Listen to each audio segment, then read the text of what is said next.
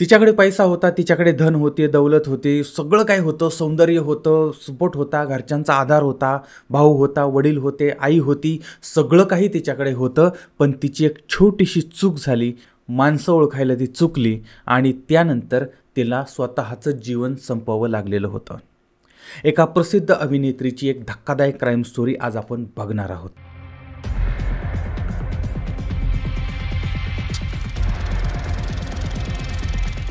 मध्य प्रदेश राज्य आहे, त्या ठिकाणचं प्रसिद्ध शहर आहे इंदोर शहर आणि इंदोर या ठिकाणचं तेजाजीनगर पोलीस ठाणं आहे आणि या परिसरामध्ये साईधाम कॉलनी आहे आणि त्या भागामध्ये बलवंत सिंग ठक्कर नावाचे गृहस्थ त्यांच्या आलिशान बंगल्यामध्ये राहत आहेत. त्यांच्याबरोबर ते त्यांच्या पत्नी आहेत, पत्नीचं नाव आहे अनु ठक्कर आणि त्यांचा एक मुलगा आहे, मुलाचं नाव आहे नीरज ठक्कर आणि एक मुलगी आहे, मुलीचं नाव आहे वैशाली ठक्कर. आता बलवंत सिंग जे आहेत त्यांचा प्लायवूडचा मोठा व्यवसाय आहे, श्रीमंत कुटुंब आहे आणि अत्यंत चांगल्या पद्धतीनं त्यांचं सगळं व्यवसाय चाललेला आहे. त्यांची ती मुलगी आहे, नाव आहे वैशाली. तिचं शिक्षण इंदोरमध्येच चाललेलं होतं. लहानपणापासूनच तिला शिक्षणाबरोबरच अभिनयाची सुद्धा आवड होती आणि तिनं ते ठरवलेलं होतं मला ॲक्टिंग क्षेत्रामध्ये जायचं आहे आणि तेव्हापासून ती लहानपणापासूनच अभिनय करायला पण तिनं सुरुवात केलेली होती किंवा तसे धडे गिरवायला सुरुवात केली होती. दिसायला अत्यंत सुंदर होती, बुद्धिवान होती आणि त्यामुळे आता ती हळूहळू त्या दृष्टीनं वाटचाल करायला लागलेली होती, लहानाची मोठी होत होती आणि तरुणपणात आल्यानंतर वयात आल्यानंतर मग आईवडिलांच्या साथीनं भावाच्या मदतीनं ती आता मुंबईमध्ये आलेली आहे आणि ऑडिशन द्यायला सुरुवात केली. 2013मध्ये स्टार प्लसवरती एक मालिका प्रसारित झालेली होती, तिचं नाव आहे ये रिश्ता क्या कहलाता है. तर या मालिकेमध्ये एका महत्त्वाच्या भूमिकेत तिची निवड करण्यात आली होती आणि या वैशालीनं संजनाची भूमिका केलेली होती आणि या भूमिकेमुळे तिला घराघरामध्ये ओळख मिळालेली होती, प्रसिद्धी मिळालेली होती आणि प्रेक्षकांना विशेषतः तरुणांना तिची भूमिका प्रचंड आवडलेली होती. तिची सिरियल प्रचंड गाजली होती आणि त्याच काळामध्ये वैशाली जी आहे ती छोट्या पडद्यावरती स्टार बनलेली होती. वैशालीची देशभरामध्ये ओळख निर्माण झाली.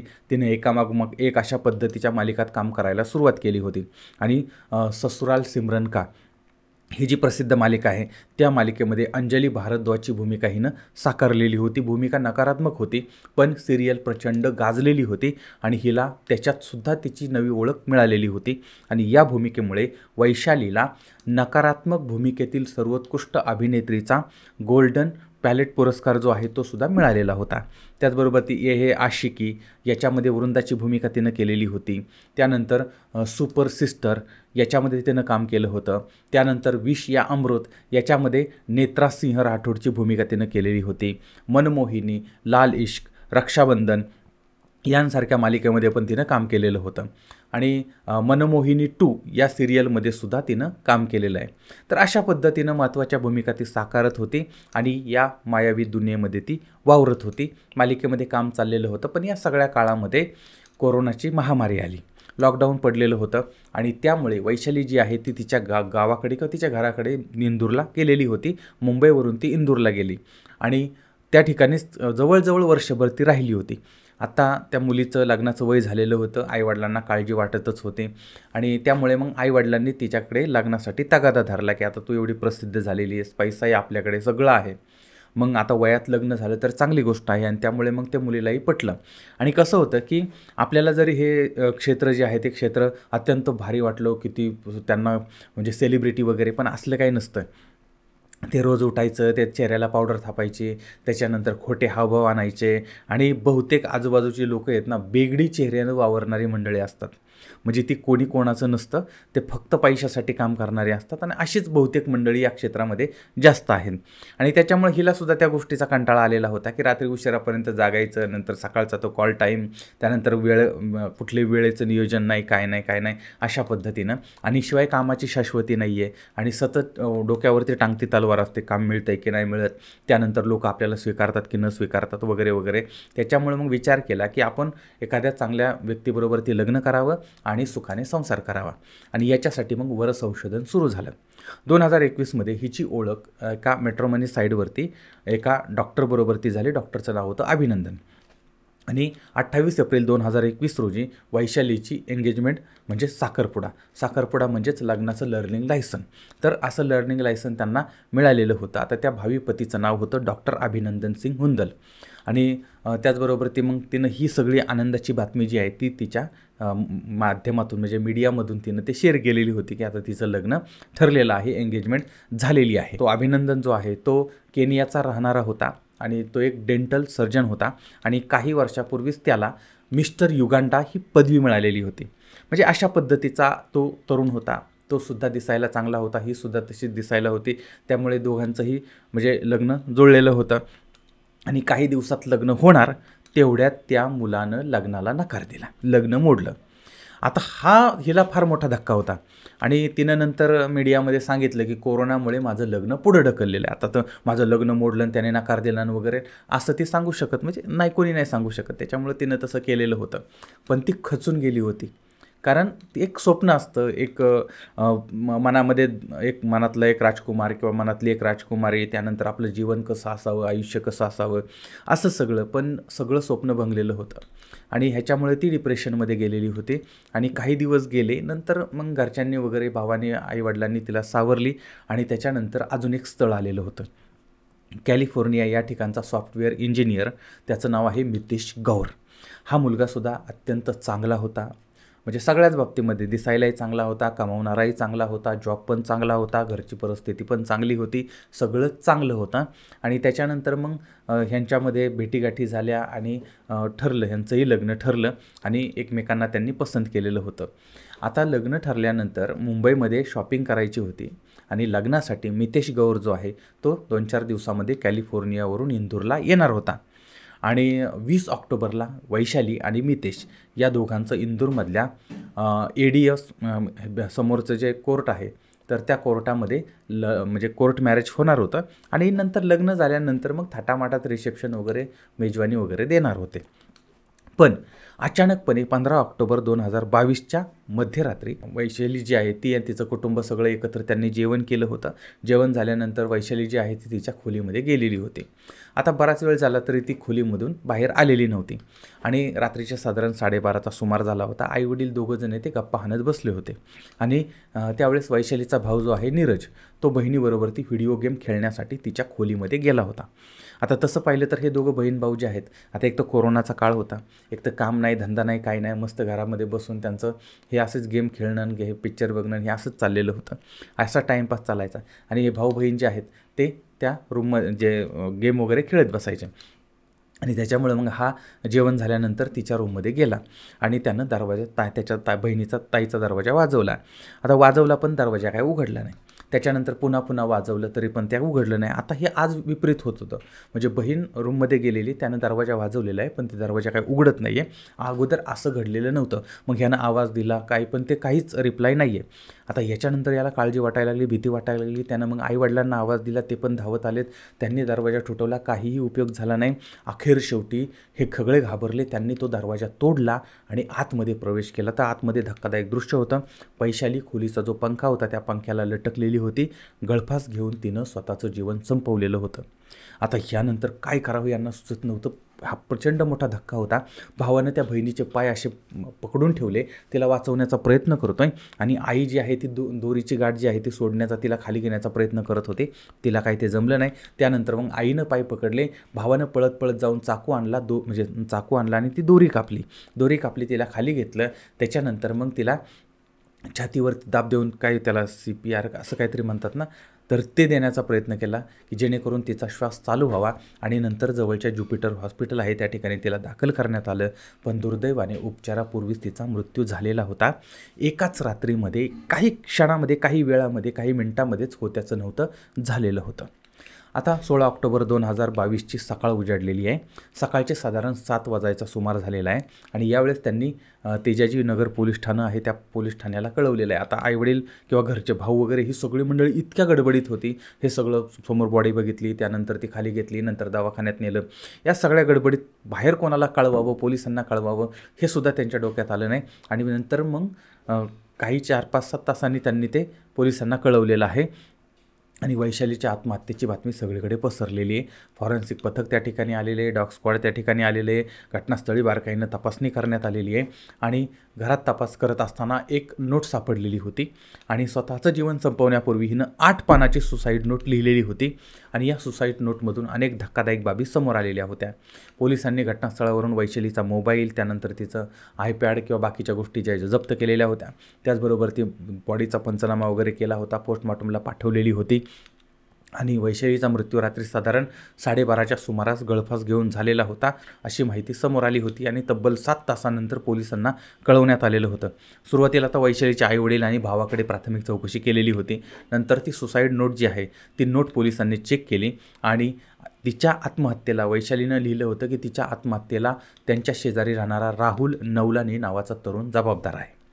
आता या राहुलमुळे या वैशालीनं स्वतःचं जीवन संपवलं होतं, पण असं का? वैशालीचं जे लांबलचक सुसाईड नोट होती त्याच्यामधला सगळा सारांश होता आणि तिच्या मृत्यूसाठी प्लायवूड व्यावसायिक नरेश नवलानी यांचा एकुलता एक मुलगा राहुल नवलानी याला जबाबदार धरलेलं होतं आणि तो शेजारच्याच बंगल्यामध्ये राहत होता आणि आता त्याचे वडील नरेश नवलानी, त्यानंतर राहुलची पत्नी होती दिशा, त्यानंतर म्हणजे पत्नी आणि वडील असे ते तिथं राहत होते आणि या नवलानी कुटुंबाचा आणि वैशाली ठक्करचा काय संबंध होता आता याचा तपास पोलिसांनी सुरू केला होता. संशयाच्या आधारावरती राहुलचा तपास चालू झाला आणि पोलीस त्याच्या घरी पोहोचले त्याला ताब्यात घेण्यासाठी. मात्र तोपर्यंत राहुलचं संपूर्ण कुटुंब घराला कुलूप लावून गायब झालेलं होतं. आता त्या सुसाईड नोटमध्ये काय लिहिलेलं होतं तर म्हणजे सुसाईड नोटमध्ये जे लिहिलं होतं त्याच्या अगोदरच म्हणजे पोलिसांना ते कळण्याच्या अगोदरच हिने आत्महत्या केली ही बातमी आजूबाजूला पसरली की ती राहुलपर्यंत पोहोचली. राहुल तिथून गायब झालेला होता. त्यामुळे पोलिसांचा संशय अधिक बळावलेला होता.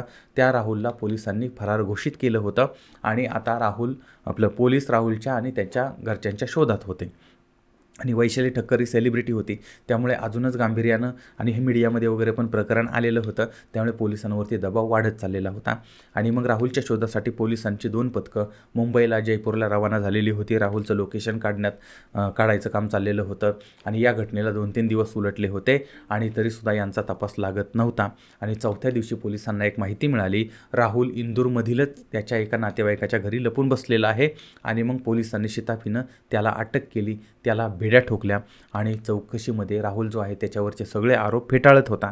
पण पोलिसांचा त्याच्यावरती पूर्ण संशय होता. त्याला कोर्टामध्ये न्यायालयामध्ये हजर करण्यात आलं आणि नंतर त्याला कोठडी वगैरे सुनावली आणि त्यानंतर आता वैशालीनं असं का केलं होतं हा सगळ्यात मोठा प्रश्न समोर आलेला होता. तर वैशाली ठक्कर आणि शेजारी राहणारा राहुलचा प्लायवूडचा व्यवसाय आहे, यांचाही तसाच व्यवसाय होता आणि दोघांचाही आणि राहुल जो आहे लॅमिनेट नावाची फर्मसुद्धा तो चालवत होता आणि दोन्ही कुटुंब शेजारी होती, सारखाच व्यवसाय आहे आणि याच्यामुळे यांच्यात चांगले संबंध होते आणि राहुल जो आहे तो एक 6 फुटाचा तरुण होता, दिसायला आकर्षक होता, मॉडेलिंगची त्याला आवड होती आणि म्हणजे ज्या पद्धतीनं वैशाली होती त्याच पद्धतीनं तो सुद्धा होता.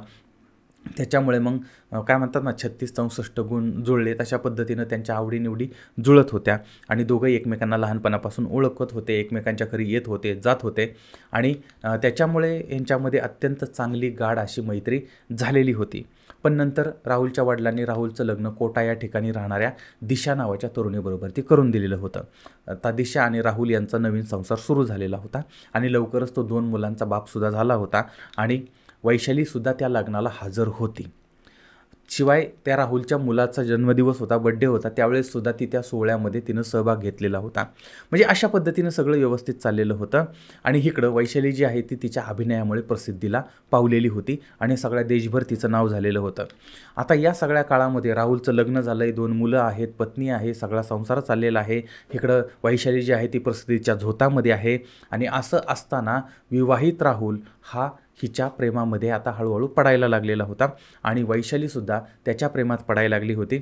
म्हणजे 2 मुलाचा बाप असताना, विवाहित असतानासुद्धा ती त्याला आता आपलं सर्वस्व मानायला लागलेली होती आणि यांच्यामध्ये एवढी गाढ मैत्री झाली होती, एवढी जवळीक निर्माण झाली होती की तिचे काही विचित्र वेगळ्या पद्धतीचे फोटो जे आहेत ते फोटो आणि व्हिडिओसुद्धा त्यानं काढलेले होते. म्हणजे इथपर्यंत यांचं हे प्रकरण पोहोचलेलं होतं आणि ज्यावेळेस ते फोटो काढले जात होते, व्हिडिओ काढले जात होते त्यावेळेस त्याचं गांभीर्य वैशालीला जाणवलं नाही. आणि नंतर आता या दोघांनी लग्न करण्याचा निर्णय घेतलेला होता. पण राहुलचं लग्न झालेलं होतं, त्याची बायको होती, मुलं होती. त्यामुळे वडिलांनी घरच्यांनी विरोध केलेला होता आणि राहुल काय ऐकायला तयार नव्हता. त्याच्यामुळे बापाने सांगितलं, तू जर असं लग्न केलं आणि बायकोला जर सोडलं तर तुला एक छदमसुद्धा देणार नाही. आणि आता बापाची एवढी संपत्ती सोडायची आणि एवढा तो अव्यवहारी नव्हता. आणि त्याच्यामुळे मग आता त्यानं मग हिला म्हणजे ह्यांच्यापासून दोघांचा दुरावा निर्माण झालेला होता. आता अगोदर प्रेम झालं, नंतर आता दुरावा निर्माण झाला आणि आता ज्याने त्याने आयुष्य जगायचं असं ठरलेलं होतं.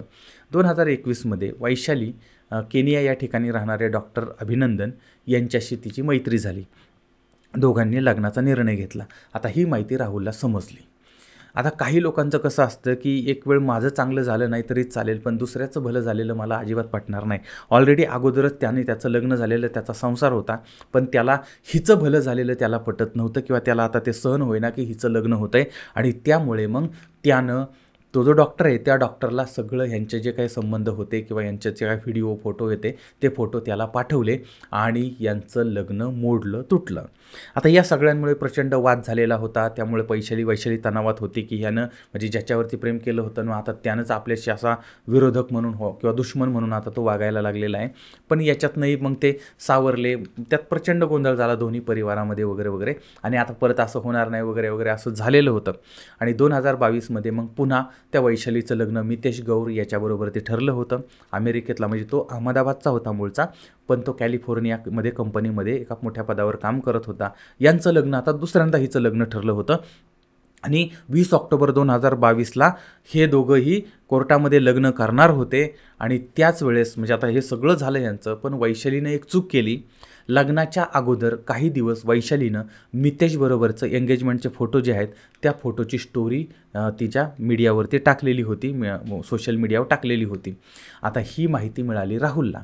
त्याच्यानंतर त्यानं त्या मितेशबरोबर संपर्क साधला आणि वैशाली आणि त्याच्यातलं जे नातं आहे ते सांगितलं. तिच्याबरोबर लग्न करू नको असंही सांगितलं आणि ती कॅरेक्टरलेस आहे वगैरे वगैरे अशा पद्धतीनं त्याला सांगितलं. आणि हे सगळं झाल्यानंतर आता लग्नाच्या अगोदर जर बायकोबद्दलचे फोटो मिळाले, व्हिडिओ मिळाले तर तो लग्नाला होकार देईल का, साधा प्रश्न आहे. आणि लग्न तिथं मोडलेलं आहे. लग्न मोडलं आणि इकडं राहुलनं वैशालीसुद्धा धमकवायला सुरुवात केलेली होती. आणि ह्या सगळ्यांमुळे मग आता ती प्रचंड डिप्रेशनमध्ये आलेली होती. 2 वेळा लग्न मोडलेलं होतं आणि मग आता करायचं काय, हा आपल्याला जीवन जगू देत नाही आहे आणि ह्या गोष्टी तिला बाहेर कुठं सांगता येईना. आणि त्याच्यामुळे मग तिनं शेवटचा मार्ग निवडला, तो म्हणजे स्वतःचं जीवन संपवण्याचा. तिनं 8 पानी सुसाईड नोट लिहिली आणि 15 ऑक्टोबर 2024च्या रात्री ती तिच्या खोलीमध्ये गेली. त्यानंतर दरवाजा लावून पंख्याला लटकून तिनं गळफास घेतला आणि स्वतःची जीवनयात्रा संपवलेली होती. आणि मग सुसाईड नोटच्या आधारे मग राहुल आणि राहुलला साथ देणारी त्याची बायको आणि वडील वगैरे या सगळ्यांना किंवा त्याचा मेहुणा वगैरे याच्यामध्ये पण इन्व्हॉल्व आहे अशी पण माहिती समोर येते. तर त्यांना पोलिसांनी ताब्यात घेतलेलं होतं. तर अशा पद्धतीने एका अभिनेत्रीचा शेवट झाला. आता ह्याच्यामध्ये त्याला काही शिक्षा झाली किंवा त्याची पत्नी त्याला साथ देत होती तिला काही शिक्षा झाली किंवा त्याचा मेहुणा होता त्याला काही शिक्षा झाली, हा इथं महत्त्वाचा विषय नाही आहे. महत्त्वाचा विषय हा आहे की एका प्रसिद्ध अभिनेत्रीचा अशा पद्धतीनं दुर्दैवी शेवट झाला. आता जो काही त्यांना शिक्षा व्हायची ती सन्मान्य न्यायालय वगैरे देईलच, पण विचार करा तुम्ही की एवढी प्रसिद्ध अभिनेत्री होती, पैसे होते, सगळं काय होतं तिच्याकडे, पण तरीही अशा गोष्टीमुळे तिला स्वतःचं जीवन संपवावं लागलेलं होतं. त्याच्यामुळे आपल्या ज्या मुली आहेत त्या मुलींनी याचा विचार केला पाहिजे की आपण एवढाही कुणावरती विश्वास ठेवायचा नाही की आपले समोरची व्यक्ती व्हिडिओ बनवेल, फोटो काढेल आणि आपण अशा अवस्थेत त्यांच्यासमोर कधीच म्हणजे असे रिलेशन कधीच ठेवायचं नाही. कारण बऱ्याच वेळा काय होतं की लोक अगोदर अत्यंत प्रेमाने गोडीमध्ये अशा पद्धतीचे संबंध ठेवतात आणि त्याच्यानंतर त्याचे व्हिडिओ फोटो काढले जातात आणि तेच मग मीडियामध्ये जातात. किंवा जर समोरच्या व्यक्तीप्रमाणे तर ती वागली नाही तर मात्र तिची बदनामी केली जाते किंवा तिचं पुढचं आयुष्य उद्ध्वस्त केलं जातं, बरबाद केलं जातं. आणि त्याच्यामुळे हे सगळ्यात मोठं उदाहरण आहे की मुलींनी या गोष्टीतनं सावध राहिलं पाहिजे आणि याच्यातनं धडा घेतला पाहिजे. आणि भविष्यासाठी आपल्याला घातक ठरतील किंवा आपल्या आईवडिलांच्या नावाला म्हणजे त्यांना त्रास होईल अशा पद्धतीची कोणतीही गोष्ट आपल्याकडून होणार नाही याची काळजी घ्या.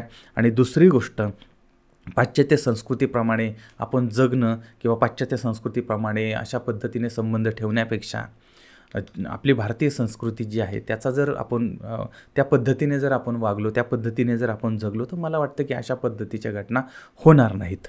पण दुर्दैवाने आज ती अभिनेत्री या जगामध्ये नाही. अशा घटना पुन्हा घडू नयेत याच्यासाठी ही काळजी घेतली पाहिजे. आणि अजून तुम्हाला काय वाटतं ते सुद्धा मला जरूर कळवा. आणि आपल्या प्रत्येक मुलीपर्यंत हा संदेश पोहोचवला पाहिजे, कारण आपण डायरेक्टली त्या मुलींना काही गोष्टी सांगू शकत नाही, पण अशा स्टोरीच्या माध्यमातून त्या गोष्टी आपण त्यांच्यापर्यंत पोहोचू शकतो, त्यांना जागृत करू शकतो. अर्थात त्यांच्यापर्यंत पोहोचवणं आपलं काम आहे. शेवटी जागृत होणं न होणं ज्याचा त्याचा विषय आहे. शेवटी जो जसं वागेल तशा पद्धतीनं त्याला ते भोगावं लागेल. तर पुन्हा भेटूया पुढच्या भागामध्ये एका नवीन विषयासह. तोपर्यंत धन्यवाद.